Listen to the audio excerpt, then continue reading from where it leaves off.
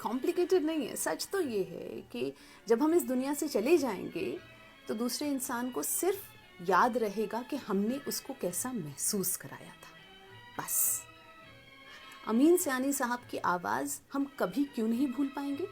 सिर्फ इसलिए नहीं कि उन्होंने लॉन्गेस्ट रेडियो शो किया, सिर्फ इसलिए नहीं कि जब उन्होंने गीतमाला शुरू किया तो वो एक रेवोल्यूशनरी शो था, सिर्फ इसलिए नहीं कि उनको उच्चारण इतना साफ था, सिर्फ इसलिए नहीं कि उनकी आवाज़ इतनी प्यारी थी, सिर्फ इसलिए नहीं कि उन्होंने हमारे फेवरेट गाने सुनाए थे, सिर्फ इसलिए नहीं कि उन्होंने जनरेशन्स को एक दूसरे के साथ जोड़ा था, सिर्फ इसलिए नहीं कि उन्होंने बहुत सारी रीतियों को तोड़ा था।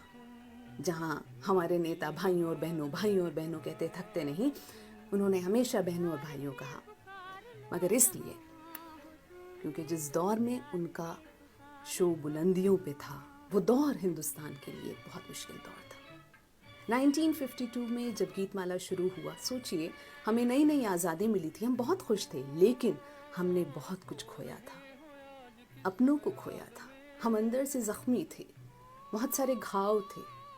हम चाहते थे कि कोई तो हमें कुछ वक्त के लिए ही सही अपने गम से आज़ाद कर दे।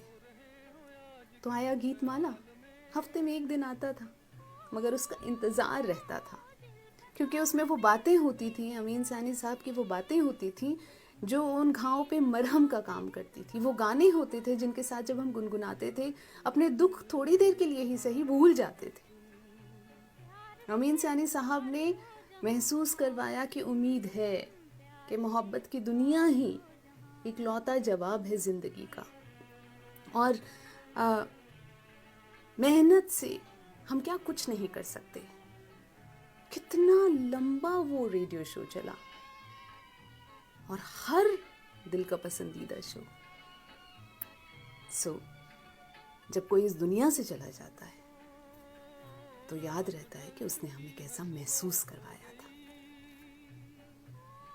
और अमीन सयानी साहब, उनको हम कभी नहीं भूल सकते।